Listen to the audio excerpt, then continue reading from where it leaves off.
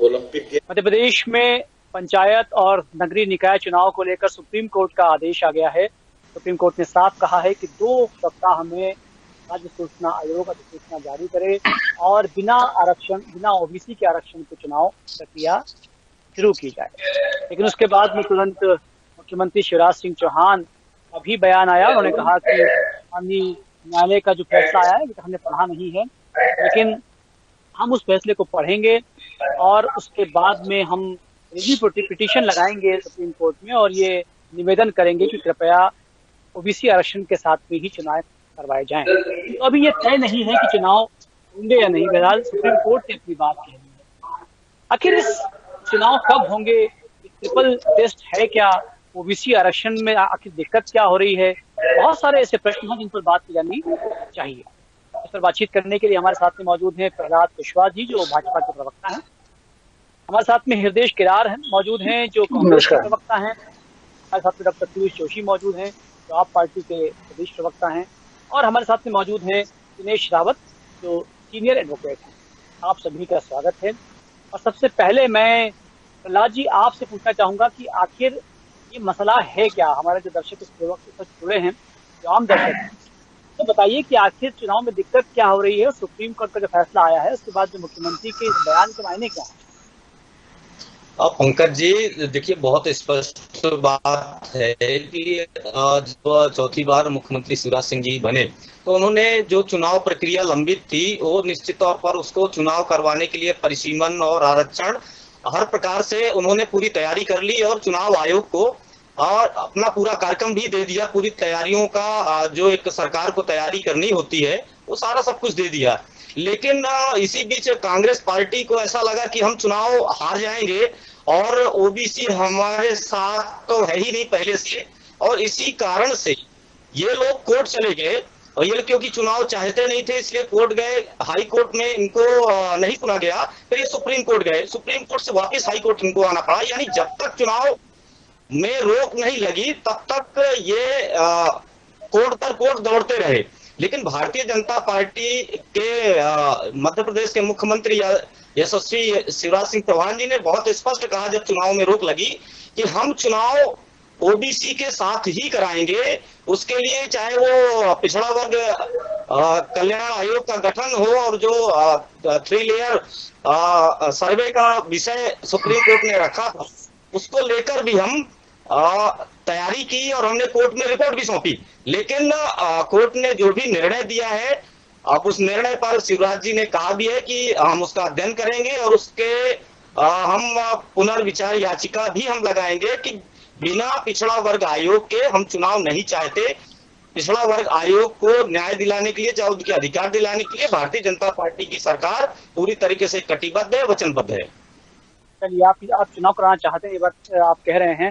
हृदय किरार साहब, जो प्रहलाद जी कह रहे हैं कि चुनाव तो करवाना चाहते हैं वो, और इस वक्त जो सुप्रीम कोर्ट का निर्देश हुआ है उसके बाद में मुख्यमंत्री शिवराज सिंह ने ये भी कहा है कि वो रिव्यू पिटीशन लगाएंगे, क्या मतलब निकाले जाएंगे। देखिए क्या है कि आपको ये तो बताया कि पिछले 4 बार के मुख्यमंत्री हमारे पिछड़ा वर्ग के ही हैं और माननीय न्यायालय में जो आज ओबीसी का जो निर्णय आया है उसमें इनकी जो तथ्य जो जानकारियां हैं बिल्कुल गलत पेश की गई हैं। पिछड़ा वर्ग आयोग के अध्यक्ष हमारे जेपी धनोपिया जी हैं और इन्होंने जो एक पिछड़ा वर्ग कल्याण आयोग बनाया है उन्होंने जो ट्रिपल उसके 3 के जो मुद्दे दिए हैं वो बिल्कुल फाल्स और गलत दिए थे। इसके आधार पे कोर्ट ने इनको वो बना किया और जो निर्णय आया है वो ओबीसी के खिलाफ आया है। क्यों? क्योंकि ये भारतीय जनता पार्टी की मंशा ही नहीं रही है कि पिछड़ा वर्ग को आरक्षण दिया जाए। 15 महीने की सरकार में हमारे माननीय कमलनाथ जी ने 14% 27% आरक्षण किया गया था और अन्य जो आंकड़े दिए गए कि 56% है ना ओबीसी है और 48% इन्हें आंकड़े दिए गए तो बिल्कुल सरासर गलत है। कोर्ट ने इनको मना किया और जो ये बात कर रहे हैं तो इनकी ये पूरी बात में सर से बताऊं कि ये लोग चाहते ही नहीं है कि हमारा वर्ग को, पिछड़ा वर्ग को आगे दिया जाए, इनके बच्चे आगे बढ़े, इनको नौकरियां मिले और इनको आरक्षण का लाभ मिले। विदेश जी, थोड़ा सा स्पष्ट करेंगे आपकी आखिर इसमें दिक्कत क्या है, ओबीसी को नुकसान क्या है बिना आरक्षण के चुनाव होने। देखिए 50% आरक्षण का जो था उस पे ना जो था ऑलरेडी SC ST को तो आरक्षण प्राप्त हो ही रहा है इनने जो गलत आंकड़े पेश किए गए थे उसके आधार पर ये है ना कोर्ट का निर्णय आया है। और कभी ये सही आंकड़े पेश करते तो है ना स्वाभाविक है कि है ना ओबीसी के साथ में चुनाव होते। चलिए, डॉक्टर पीयूष जोशी जी मौजूद हैं। डॉक्टर पीयूष जोशी साहब, बड़ा आश्चर्य की बात यह है कि सुप्रीम कोर्ट का फैसला आ गया है, निर्देश आ गया है, उसके बाद में मुख्यमंत्री शिवराज सिंह चौहान का ये कहना है कि पिटीशन लगाएंगे और ओबीसी आरक्षण के बिना चुनाव नहीं चाहते। कमोबेश यही बात कमलनाथ भी कह रहे हैं, जो पूर्व मुख्यमंत्री हैं, दोनों ही एक बात कह रहे हैं। इसके क्या मायने निकाले जाएं? दोनों पार्टियां चाहती क्या हैं? देखिए, यदि हम ये माने कि पिछड़ा वर्ग या ओबीसी या SC ST किसी का भी हित राजनीतिक दलों के दिमाग में रहता है चुनावी प्रकल्प शुरू करने के पहले, तो मेरे ख्याल से हम लोग बहुत भुलावे में जी रहे हैं। सिर्फ और सिर्फ विनेबिलिटी इकलौता मापदंड है। ये सब चीजें हम देख चुके हैं, जिस प्रकार से क्रिमिनल्स का राजनीति में अवतरण हो रहा है और जिस तरीके से उनका परसेंटेज बढ़ता जा रहा है। तो ये बात तो कहना सिर्फ ढकोसला ही है कि भाई पिछड़े वर्ग का हित या ओबीसी का हित, चाहे वो शिवराज सिंह जी हो चाहे वो कमलनाथ जी हो, उनके दिमाग में रहा है और इसलिए चुनाव ओबीसी के साथ में कराया, ओबीसी आरक्षण के साथ कराया जाना है। यदि यही सब चीजें हैं तो माननीय सुप्रीम कोर्ट का जो निर्णय है, चुनाव टालने के बहाने ढूंढे जा रहे हैं और कोई बात नहीं है, क्योंकि शिवराज सिंह जी जानते हैं कि महंगाई अपने चरम पे है, मध्यम वर्ग की हालत दिन ब दिन खस्ता होती जा रही है। डॉलर, आज ही हमने न्यूज पढ़ी कि रुपया अपने सबसे निम्नतम स्तर पर आ चुका है, तो जनता की हालत तो खस्ता हाल है। रसोई गैस का जो सिलेंडर है वो 1000 रुपए के ऊपर चला गया है। तो ये चुनाव टालने के बहाने ढूंढे जा रहे हैं। एक दुर्भाग्यपूर्ण बात है जो हमारी कमलनाथ भी यही कह रहे हैं कि बिना आरक्षण के चुनाव नहीं होना चाहिए, नहीं, वही करना चाह रहे हैं। देखिए, सब लोग जो है ना डार्लिंग्स बनना चाहते हैं पिछड़ा वर्ग के। आपको मुझे ये बात तो समझना पड़ेगी कि भाई ये कौन कहेगा कि पिछड़ा वर्ग के आरक्षण के बगैर चुनाव नहीं होना चाहिए। आम आदमी पार्टी भी नहीं कहेगी, भाई आरक्षण होना चाहिए डेफिनेटली, क्योंकि जब तक कि ये मुख्य धारा में नहीं आते हैं, समान अधिकार सबको नहीं मिलते हैं, तब तक ये चीजें होना चाहिए। पर बात यह है कि क्या ये मूल कारण है ना? हमें ईमानदारी से इन सब चीजों की विवेचना करना तो शुरू करना ही पड़ेगी, क्योंकि जो बोलते हैं, जो कथनी और करनी में अंतर हम कई बार देख चुके हैं। तो मुख्य धारा में जो स्थापित राजनीतिक दल हैं, वो कुछ बहाने बनाते हैं अपनी विनेबिलिटी को इम्प्रूव करने के लिए, और वो बहाने बनाए जा रहे हैं। नगरीय निकाय चुनाव है, नगरीय निकाय चुनाव टाले जा रहे हैं, लगातार टाले जा रहे हैं। ठीक है, कोई ना कोई बहाना बनाया जा रहा है। यही चीज अब जैसे दिल्ली में क्या बहाना बनाया, जहाँ पे आम आदमी पार्टी की सरकार है, कि तीनों जो म्युनिसिपल कॉर्पोरेशंस हैं उन तीनों को मिलाकर एक कर लिया जाए, ठीक है ना। और उसके बहाने जो नोटिफिकेशन जारी होना था चुनाव आयोग, दिन सुबह केंद्र सरकार ने नोटिफिकेशन जारी करने से रोक दिया। क्यों? क्योंकि विनेबिलिटी नहीं है वहां पर। देखिए, बेसिक बात यह है कि यदि इम्प्रूवमेंट करना है तो इम्प्रूवमेंट करने के लिए सरकारों के किसी ने हाथ नहीं बांधे हैं। इतने इतने सालों से आप कर रहे हैं।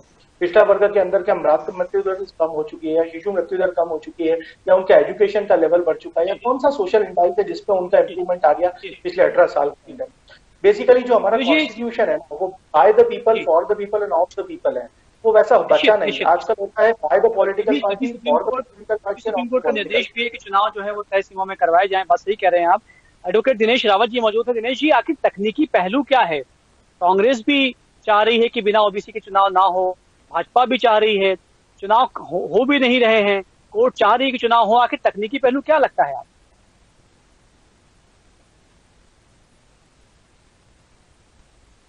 जी जी जी जी बिल्कुल।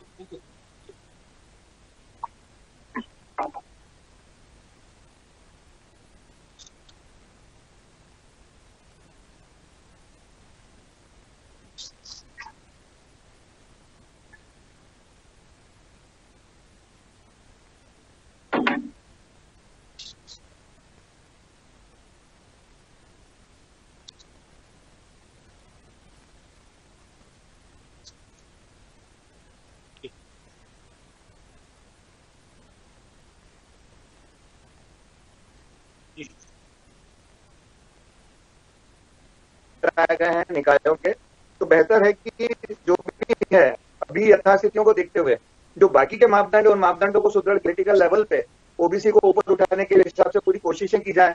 उनको वाकई में सो कॉल्ड एडवांटेज देने के बजाय, मतलब सिर्फ पॉलिटिकल एंगल से एडवांटेज देने के बजाय उसका पूरा एक सब्सटेंशियल ग्रोथ वाली बातों पर जाना चाहिए।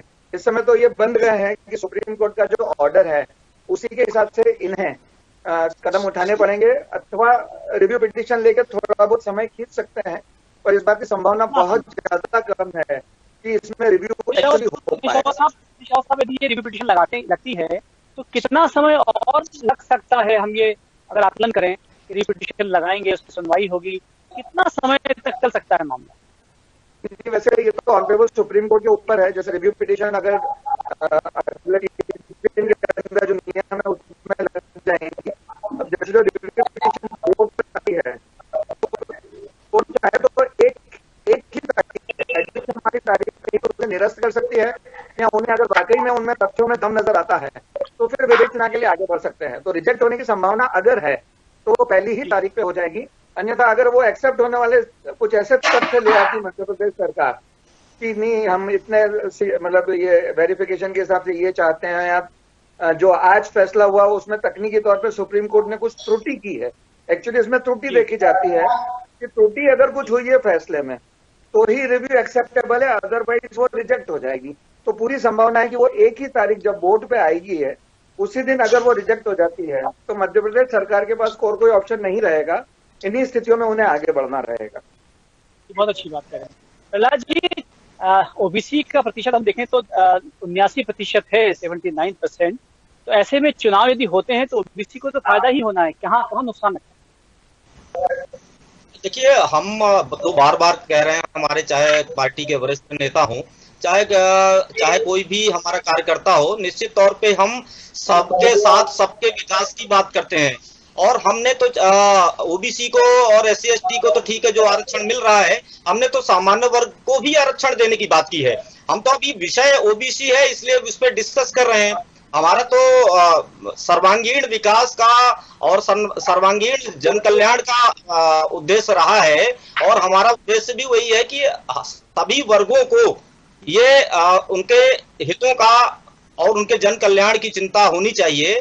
और ओबीसी के लिए हम कटिबद्ध हैं कि अगर ओबीसी को अधिकार मिलना है तो अब ओबीसी का अधिकार भारतीय जनता पार्टी की सरकार हो या संगठन हो, के लिए हम पूरा प्रयास करेंगे कि ओबीसी के साथ हम खड़े हैं।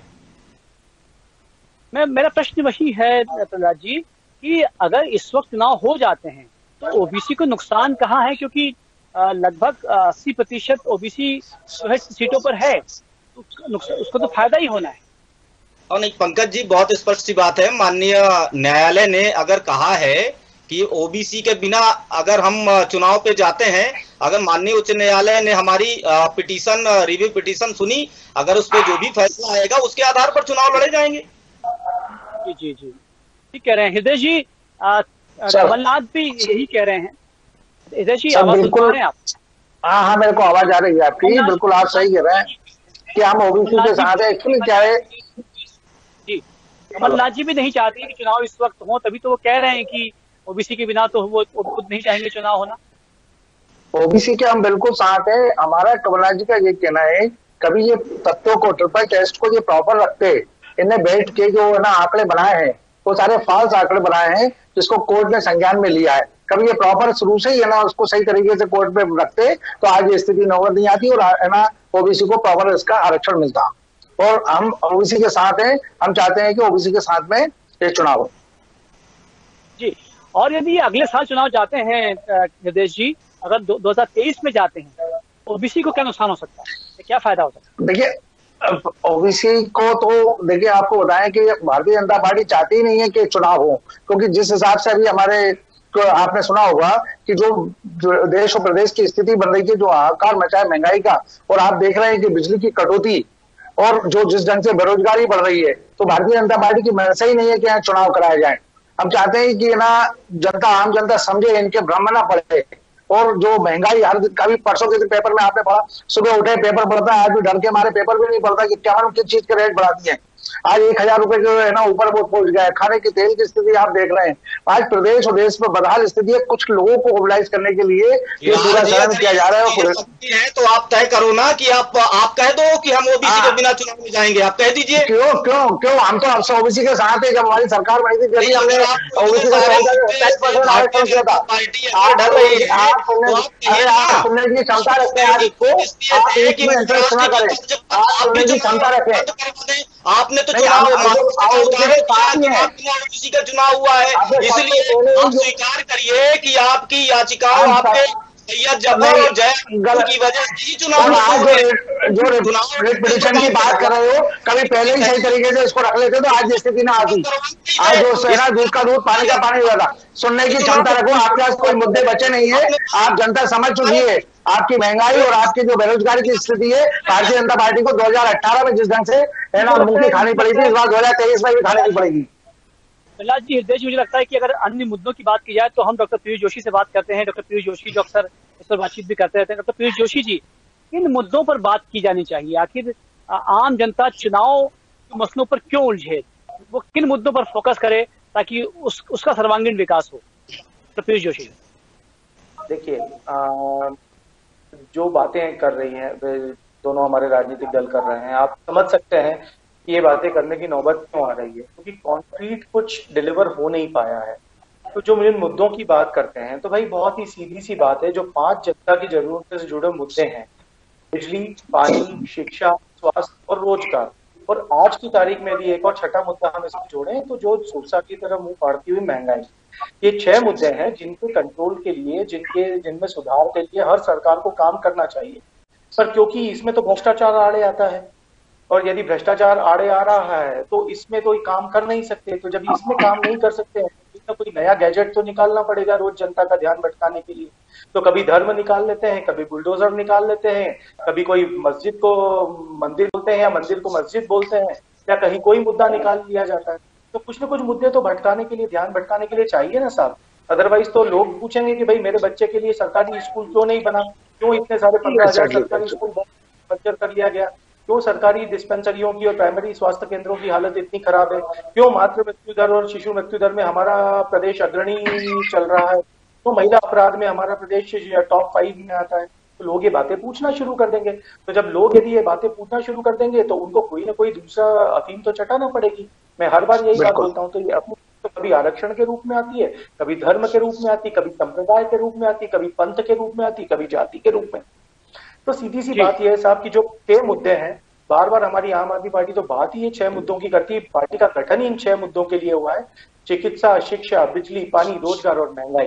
ये 6 मुद्दे यदि ये डिलीवर कर दें तो अपना सब प्रॉब्लम सॉल्व हो जाएगा। पर क्योंकि उसमें भ्रष्टाचार आड़े आता है। एक चीज मैं और इम्पोर्टेंट बोलना चाहता हूँ कि पंचायत के चुनाव और नगरीय निकाय के चुनाव जनता के, इनके जो भारतीय जनता पार्टी है उसके बड़े नेता क्यों नहीं चाहते हैं। बड़े नेता इसलिए नहीं चाहते हैं क्योंकि डायरेक्ट अफसरों से उनकी जो साठगांठ है वो चल रही है, बढ़िया चल रही है। यदि छोटे निकाय के चुनाव हो जाएंगे तो इनके छोटे नेता भी बीच में आ जाएंगे, तो छोटे नेताओं में भी गंतर बात करना। तो अभी जो डायरेक्ट है वो शेयर कम होगा, तो अभी जो शेयर है वो लायन शेयर 2 ही लोगों के अफसर मंत्रियों के बीच में है, so they are happy with it. और यही 6 मुद्दे सबसे इंपॉर्टेंट है। जनता को इन्हीं से मतलब है।